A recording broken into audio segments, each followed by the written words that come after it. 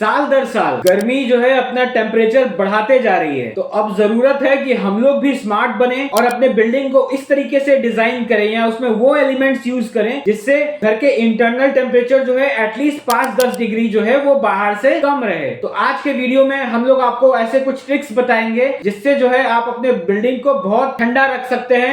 At least 5 से 10 degree जो है वो इंटरनल टेम्परेचर आपके बाहर के टेम्परेचर से वो कम रहेगा। अब इस वीडियो को हम लोगों ने 2 पार्ट में बनाया है। पहला पार्ट जो होगा वो ये है कि आपको डिजाइन करवाते समय क्या प्रिकॉशंस रखने हैं, और सेकंड पार्ट जो होगा उसमें ये है कि अगर आपकी बिल्डिंग बन चुकी है तो आप उसमें क्या प्रिकॉशन रखें जिसकी वजह से जो है आपके इंटरनल टेम्परेचर जो है वो कम रहे बाहर से। Hi, I am architect Naveen from Aakar design, और चलिए शुरू करते हैं आज का वीडियो।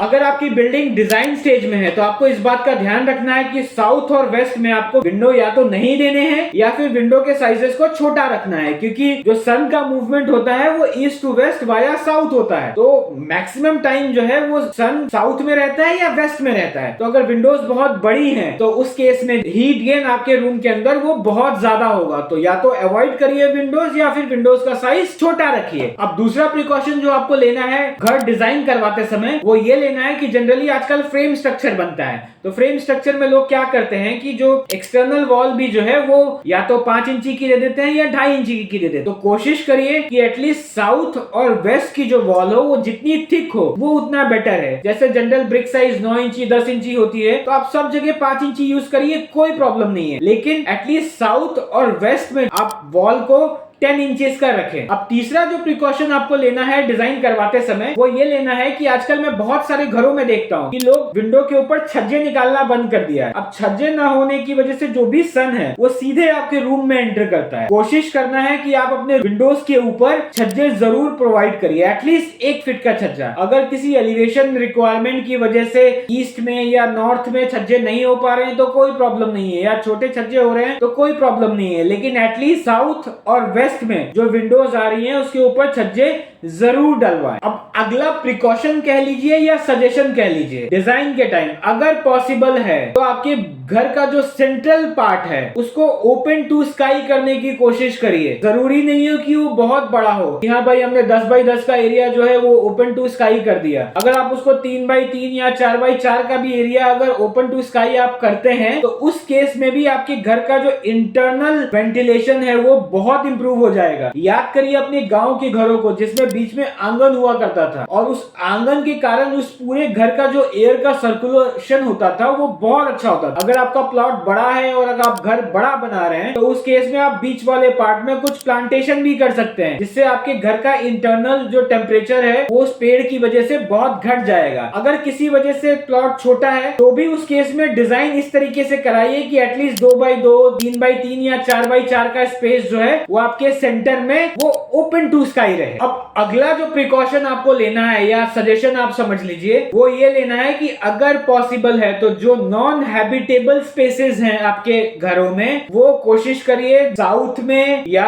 वेस्ट में या साउथ वेस्ट में ले जाने की कोशिश करिए। अब नॉन हैबिटेबल स्पेसेस क्या होते हैं, जैसे टॉयलेट हो गया, स्टोर हो गया, WC हो गया, बाथरूम्स हो गए, ऐसे स्पेसेस जो कम इस्तेमाल में आते हैं उसको आप साउथ में, वेस्ट में या साउथ वेस्ट डायरेक्शन में ले जाने की कोशिश करिए। इससे क्या होगा कि जो आपके हैबिटेबल स्पेसेस है जैसे कि बेडरूम हुआ, लिविंग रूम हुआ, जहाँ पे आप ज्यादा टाइम जो है स्पेंड करते हैं, तो उसके लिए एक हीट बैरियर बन जाएगा। जैसे एक सबसे पहले एक्सटर्नल वॉल, फिर बीच में एक रूम, देन एक इंटरनल वॉल, उसके बाद हीट क्रॉस करके जब आएगी तो वो आपके बेडरूम और ड्राइंग रूम तक पहुंचेगी। इस बैरियर को भी अगर आप जनरेट करते हैं तो जो मैक्सिमम हीट हो रही है बिल्डिंग आपकी साउथ और वेस्ट से वो भी कम होगा। अब मैं ये समझता हूँ कि ये कर पाना थोड़ा सा मुश्किल है, लेकिन जहां पे भी पॉसिबल है वहां पे आप कोशिश करिए कि साउथ वेस्ट और साउथ वेस्ट में आप नॉन हैबिटेबल स्पेसेस देने का कोशिश करिए। अब इसी सीरीज में जो अगला सजेशन मेरे पास आपके लिए है वो ये है कि वास्तु में जैसे लिखा हुआ है कि भाई साउथ वेस्ट में स्टेयरकेस अगर डालते हैं तो वो बेस्ट पोजीशन है, तो बेसिकली उसके पीछे एक साइंस है। साइंस ये है कि अगर हम साउथ वेस्ट वाले कॉर्नर को ऊंचा करते हैं तो वो मैक्सिमम टाइम डे में जो है वो आपके रूफ को शेड प्रोवाइड करेगा। तो शेड प्रोवाइड करने से कुछ हद तक आपका रूफ जो है वो ठंडा रहेगा। तो अगर आपका डिजाइन और रिक्वायरमेंट अलाउ करता है तो कोशिश करिए कि जो स्टेयरकेस वाला पार्ट है वो वो साउथ वेस्ट डायरेक्शन में हो। अगर किसी वजह से स्टेयरकेस वाला पार्ट साउथ वेस्ट डायरेक्शन में नहीं हो पा रहा है तो आप ऐसा कर सकते हैं कि जैसे आपने सिर्फ ग्राउंड फ्लोर में का घर बनाना है तो साउथ वेस्ट कॉर्नर पे आप एक ऊपर रूम एज अ स्टोर बनाइए, उसको थोड़ा हाइट दीजिए और छोड़ दीजिए। उससे क्या है कि आपका जो रूफ वाला पार्ट है वो मैक्सिमम टाइम शेडेड रहेगा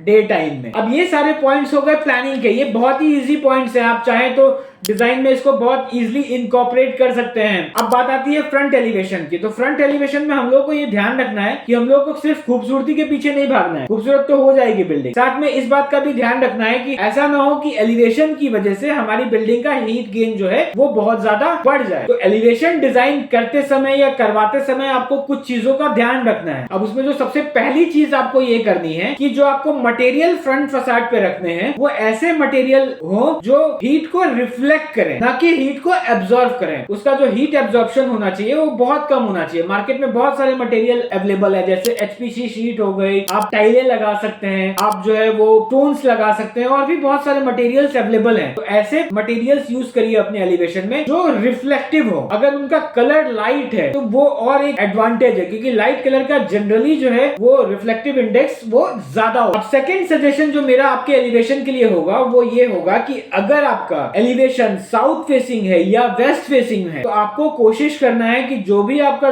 बालकनी में या टेरेस में डोर या विंडो आ रहा है उसके सामने कुछ ऐसा एलिमेंट हो जो उस डोर विंडो को कवर कर रहा हो। मतलब सपोज पीछे डोर विंडो है और हमने 4 फीट का अपना बालकनी बनाया, तो जहां पर डोर या विंडो आ रहा है वहां पे कुछ ऐसा ट्रीटमेंट करिए कि लाइट डायरेक्ट विंडो या डोर तक नहीं जाए। वरना अगर उसके सामने वाला पार्ट आपने खुला रखा तो आपको जैसा कि मैंने सिखाया है कि साउथ और वेस्ट से बहुत गर्मी आती है, तो वो गर्मी जो है वो डायरेक्ट आपके रूम्स में जाना, सनलाइट जो है वो डायरेक्ट आपके रूम में जाना शुरू कर देगी। तो इससे आपकी बिल्डिंग का हीट गेन बढ़ेगा और आपके घर का इंटरनल टेम्परेचर वो भी बहुत ज्यादा बढ़ जाए। अगली चीज जो आपको एलिवेशन में ध्यान रखनी है वो ये ध्यान रखनी है कि कोशिश करिए कि आप अपने दीवारों पे रिफ्लेक्टिव पेंट्स का यूज करें, लाइट कलर्स का यूज करें, क्योंकि जितने डार्क कलर्स में आप जाते जाएंगे उतना ज्यादा जो है आपकी बिल्डिंग का हीट ऑब्जॉर्प्शन जो है वो बढ़ता जाएगा। हीट एब्जॉर्प्शन कम करने के लिए व्हाइट या व्हाइट के आसपास वाले कलर्स को जो है वो यूज करिए। तो ये कुछ पॉइंट्स हो गए प्लानिंग और एलिवेशन के। अब चलते हैं कि मान लीजिए कि हमारा घर बन चुका है और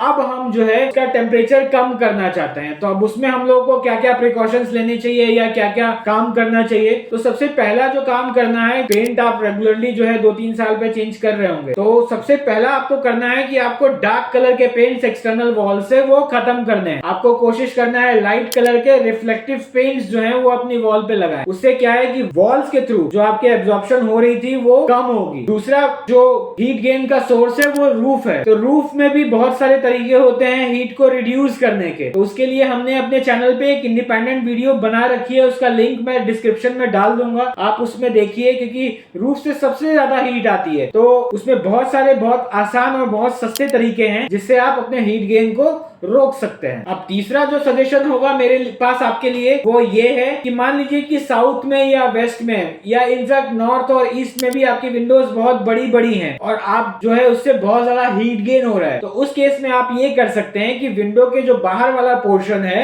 उसमें बड़े फ्लावर प्लॉट्स लगाएं और उसमें कुछ श्रब्स लगाएं। उससे होगा क्या कि जो सनलाइट है वो डायरेक्ट आपके विंडो के अंदर नहीं आएगी। अब इसमें इस बात का ध्यान रखना है कि पॉट्स हम लोग को बड़े रखने हैं, क्योंकि हम लोग को यहाँ पे छोटे मोटे प्लांट्स नहीं लगाने, हम लोग को लगाने हैं जो ज्यादा लीफी प्लांट हो, ज्यादा श्रब्स वाले प्लांट हो, ताकि हमारे विंडो का जो हीट गेन है वो कम हो। दूसरा सजेशन जो मेरे पास आपके लिए होगा कि आप कोशिश करिए कि घर के इंटीरियर्स में भी जो है कुछ प्लांट को इंट्रोड्यूस करिए। अब घर के इंटीरियर्स में प्लांट को इंट्रोड्यूस करने से क्या फायदा होता है, बेसिकली प्लांट जो है वो सनलाइट को एब्जॉर्ब करता है और मॉइस्चर देता है। अब मॉइस्चर जब आपके इंटरनल एरिया में जो है प्लांट देगा तो आपका जो निचला सरफेस होगा घर का वो ठंडा होगा, उससे आपके जो इंटरनल टेम्परेचर है ओवरऑल आपकी बिल्डिंग का वो डिक्रीज होगा। तो ये भी बहुत हेल्प करता है। तो आप एक प्लांट चाहें तो बड़े बड़े पॉट्स में जो है वो विंडोज के बाहर रख सकते हैं और कुछ इंडोर प्लांट जो है आप अपने घर के अंदर भी रख सकते हैं। हमने एक इंडिपेंडेंट वीडियो बनाई हुई है कि कौन से